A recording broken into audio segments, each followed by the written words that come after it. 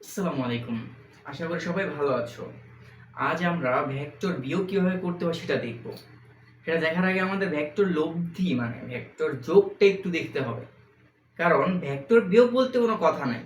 Vector যোগের মাধ্যমে আমরা ভেক্টর বিয়োগ করব। কিভাবে? সাপোজ ধরো এদিকে একটা ভেক্টর p, এদিকে একটা ভেক্টর q।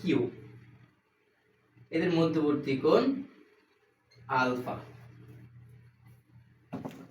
এদের মধ্যবর্তী কোণ কত? আলফা।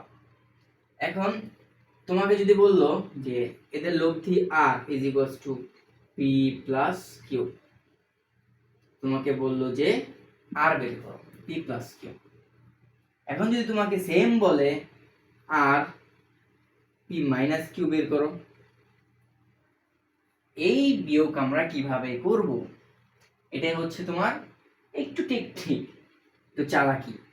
দেখো এই p প্লাস মাইনাস q, এগুলো কিন্তু ভেক্টর যোগ, এগুলো জেনুইন যোগ না। এই সূত্র আছে কিন্তু P square plus Q square plus 2p³ cos alpha, এই যে এই সূত্র রুট ওভার।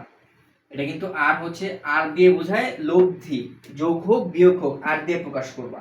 আর তোমাকে ফার্স্টে p প্লাস কিউ করলে তুমি এই সূত্র ভালো p square plus Q square plus 2p³ cos alpha. এখন যদি তোমাকে বলে আর ইজ ইকুয়াল টু মানে লব্ধি বিয়োগ বের করতে বলে p মাইনাস কিউ, সেক্ষেত্রে তুমি কি করবা? এখানে প্লাস করে মাইনাস কিউ করে দেবা। মানে তুমি লব্ধি বের করো, মানে যোগফলটাই বের করতেছো। কিভাবে? একটু চুরামি করে এই যে p এর সাথে মাইনাস কিউ যোগ করে দিবা। তাহলে আর তোমার বিয়োগের কোনো আলাদা রুল শেখা লাগলো না। কারণ কি দেখো, আর মাইনাস কিউটা কিভাবে বের করবা? এই যে কিউটা আছে না, একেবারে বিপরীতে ঘুরিয়ে দিবা।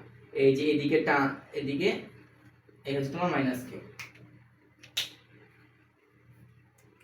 ধরো উল্টিয়ে দিলাম মাইনাস কিউ। এটা হচ্ছে তোমার মাইনাস কিউ। এখন চেঞ্জ কি হবে? কিউ এর মান তো সেম থাকবে, এই কিউ যা এই কিউ সেম, তাহলে চেঞ্জটা কি হবে? এদের মধ্যবর্তী কোণ, কোণটা বিয়োগ করতেছো p মাইনাস কিউ, কোণ কাদের নিবা? এই দুইজনের p আর মাইনাস কিউর কোণ নিবা। এখন দেখো এই p আর মাইনাস কিউর কোণ কত? এই টোটালটা যদি 180 ডিগ্রি হয়, তাহলে এতটুকু কি হবে? 180 মাইনাস আলফা। এই আলফাটা বাদ দিয়ে দিলে কোণ বের হয়ে যায়, তাহলে সেই ক্ষেত্রে r is equals to p minus q, এটার সূত্র কি হবে? Root over of p square plus q square plus 2pq cos, এবার আলফার ক্ষেত্রে চেঞ্জ আসবে হচ্ছে তোমার কত?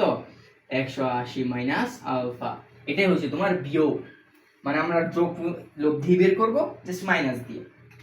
আমি ধরো তোমাকে বললাম যে এদিকে একটা কিউ ভেক্টর ধরো 3, এদিকে একটা ভেক্টর ধরো 4।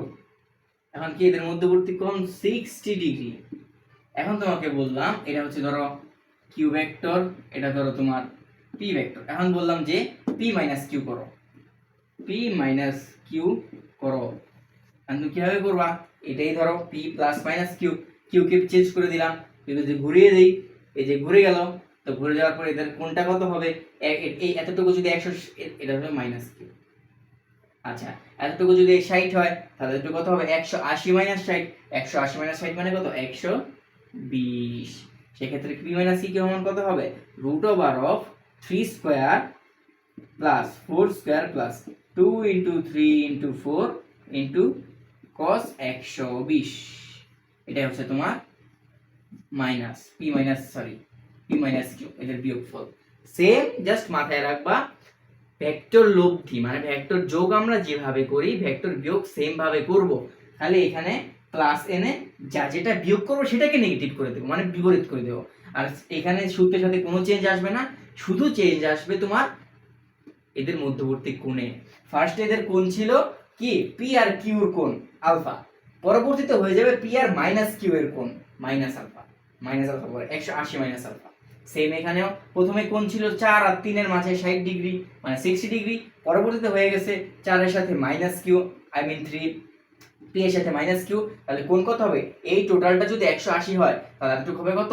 180 মাইনাস 60, আই মিন কত হবে? 120। সেখান থেকে 3 square plus 4 square plus 2 into 3 into 4 into cos 120। এটা কি হবে?